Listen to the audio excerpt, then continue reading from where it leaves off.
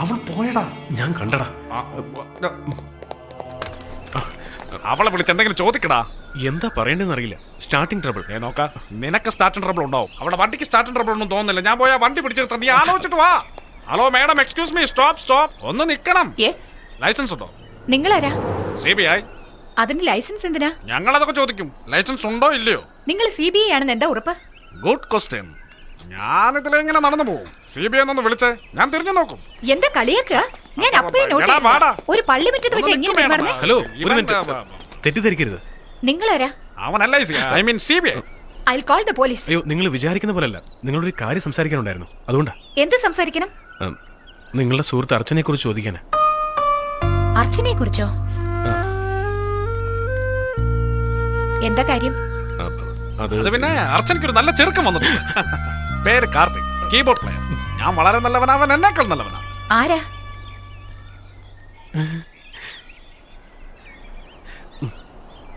തെറ്റിദ്ധരിക്കരുത്. അർച്ചനയുടെ അതേ അപ്പാർട്ട്മെന്റിലാണ് ഞാനും താമസിക്കുന്നത്. ഇന്നലെ അർച്ചനയുടെ മുത്തശ്ശിക്ക് സുഖമില്ലാതെ വന്നപ്പോൾ ഞാൻ ആ ഹോസ്പിറ്റലിൽ കൊണ്ടുപോയത്.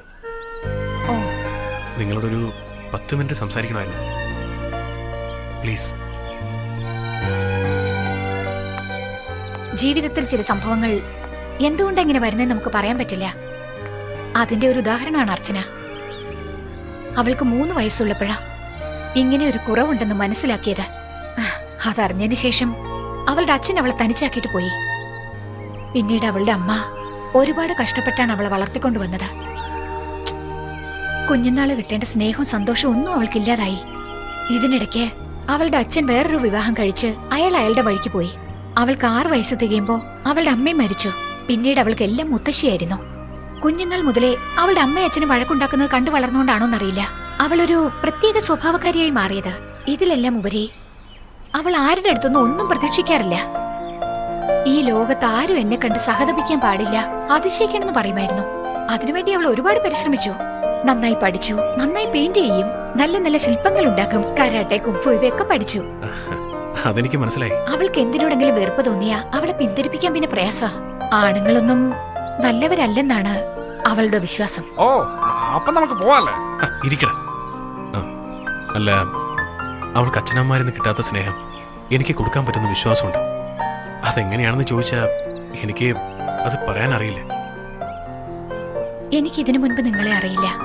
എന്തായാലും ദൈവസന്നിധിയിൽ വെച്ച് അർച്ചനെ കുറിച്ച് ചോദിച്ചില്ലേ, സത്യമാണെന്ന് വിശ്വസിക്കുന്നു.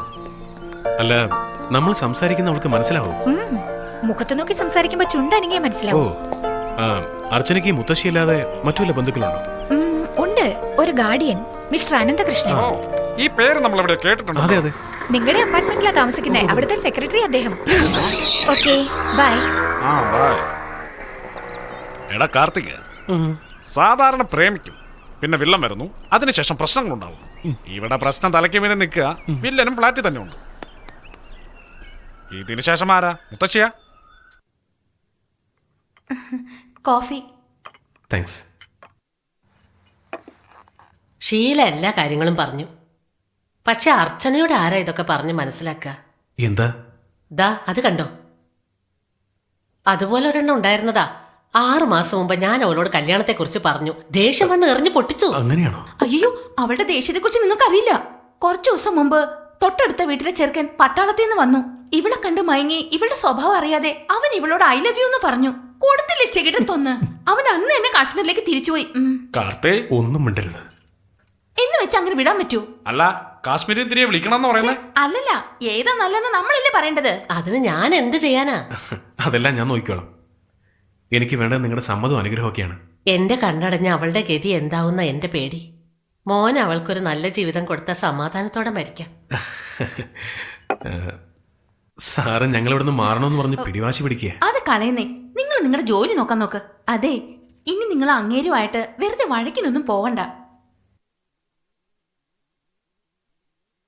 എല്ലാ റൂട്ടും ക്ലിയർ ആയ കാർത്തിക്.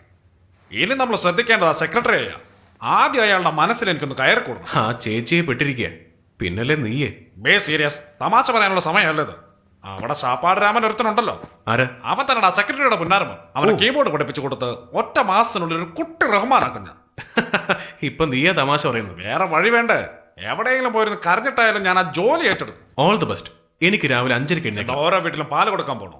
അല്ല, ജോഗിങ്ങിന് പോണം. എന്തു പറ്റിയാടാ നിനക്ക്? അർച്ചന ദിവസം ജോഗിങ്ങിന് പോകുന്നുണ്ടല്ലോ. ഒറ്റയ്ക്കാണോ? പട്ടിക്കുട്ടിയുണ്ട്. പിന്നെ നീ എന്തിന്? Good night.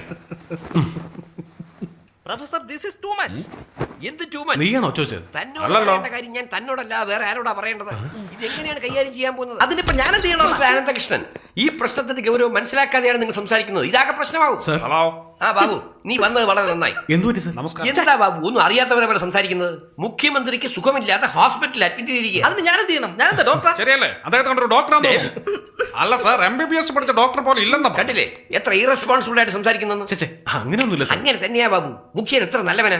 അദ്ദേഹത്തിന് ബ്രെയിൻ ട്യൂമർ ആണെന്നാ പറഞ്ഞു കേട്ടെ. നാളെ എന്തെങ്കിലും ഒന്ന് സംഭവിച്ചാൽ ലോ ആൻഡ് ഓർഡർ ആകെ തകർന്നു പോയില്ലേ? ന്യൂസ് പേപ്പർ വരില്ല, പാല് വരില്ല, കടകൾ തുറക്കില്ല.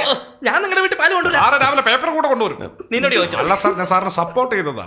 എനിക്കൊരു ഹെൽപ്പിംഗ് മെന്റാലിറ്റി. മിസ്റ്റർ അനന്തകൃഷ്ണൻ, ഇവിടെ താമസിക്കുന്നവരെ കുറിച്ച് ചിന്തിക്കാതെ, നിങ്ങൾ ഇവിടെയുള്ളവരുടെ സുരക്ഷിതത്വം മനസ്സിലാക്കാതെ വെറും പാൽക്കാരനെ പോലെ സംസാരിക്കുന്നു. അടുത്ത ഇലക്ഷൻ വരട്ടെ, ഞങ്ങൾ ആരാന്ന് കാണിച്ചു തരാം. Mark my words, your days are numbers. പ്രൊഫസറെ, എന്റെ അടുത്ത് വേണ്ട. സാർ, സാർ, ഞാൻ നോക്കിക്കോളാം. ടെൻഷൻ ആവാതിരിക്കും സാർ.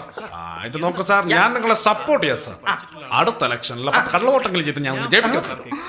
പോടോ, ഇറങ്ങി പോടോ. ജാനു, നീ അടുത്ത് പോ. ഇത് is irresponsibility. മുഖ്യമന്ത്രിക്ക് ഒന്നും പറ്റില്ല സർ. അദ്ദേഹത്തെ അമേരിക്കയിലേക്ക് കൊണ്ടുപോയിട്ടുണ്ട്. അതെ സാർ, നാട്ടുകാർ മുഴുവനും പോകുന്നു. ഈ സത്യം. അതെ സർ, അടുത്ത ഇലക്ഷനും അദ്ദേഹം തന്നെ ജയിക്കും. എങ്ങനെ അറിയാം? അദ്ദേഹത്തിന്റെ ജാതകം അങ്ങനെ സർ. സാർ പോയട്ടെ, എല്ലാം ഞാൻ നോക്കണം. സി എത്ര റെസ്പോൺസിബിൾ ആയിട്ടാ മറുപടി പറയുന്നത്. മാർക്ക് മൈ വേർഡ്സ്, അടുത്ത സെക്കൻഡ് ഇവൻ തന്നെ. അതൊക്കെ പിന്നെ തീരുമാനിക്കാം. സാർ ആദ്യം പോയി ഉറങ്ങാൻ നോക്ക്. പാല് വന്നാലും ഇല്ലെങ്കിലും ഇവളുണ്ടാക്കുന്ന കാപ്പിക്ക് ഒരേ രുചിയാ. മോനെ ഒരുപാട് നന്ദിയുണ്ട്. ഹേയ്, അതൊന്നും സാരമില്ല. അതല്ല മോനെ, ഇവിടെയുള്ള എല്ലാവരും അദ്ദേഹത്തെ കളിയാക്കിയേ സംസാരിക്കാറുള്ളൂ. നിങ്ങൾ രണ്ടുപേരും മാത്രമാ സ്നേഹമായിട്ട് പെരുമാറിയത്. സാറിന് ശരിക്കും എന്താ സംഭവിച്ചത്? ഞങ്ങൾക്കൊരു മോനുണ്ടായിരുന്നു. അവൻ +2 പഠിക്കുമ്പോൾ ഒരു ആക്സിഡന്റിൽ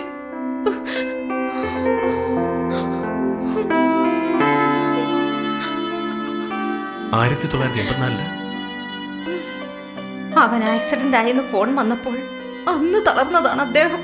അതിനുശേഷം എന്താ സംഭവിച്ചതെന്ന് അദ്ദേഹത്തിന് ഒന്നും അറിയില്ല. ഒന്ന് കരഞ്ഞിട്ട് പോലുമില്ല. അന്ന് ഒരു പക്ഷെ ഒന്ന് കരഞ്ഞിരുന്നെങ്കിൽ ഇന്ന് അദ്ദേഹത്തിന് ഇതുപോലൊരവസ്ഥ വരില്ലായിരുന്നു. ആ ഷോക്കിന് ഇതുവരെ മോചിതനായിട്ടില്ല. അദ്ദേഹം ഇപ്പോൾ കാണുന്ന ലോകം 1984 പിന്നൊന്നും അറിയില്ല. നിങ്ങളുടെ മകന്റെ പേര് ബാബു എന്നാ? അങ്ങനെയായിരുന്നു ഞങ്ങൾ വിളിച്ചിരുന്നത്. സാറിനെ ബാബു എന്നാ വിളിക്കാറ്. അവൻ ഇന്ന് ജീവനോടെ ഉണ്ടായിരുന്നെങ്കിൽ മോനെ പോലെ തന്നെ ഇരുന്നേനെ.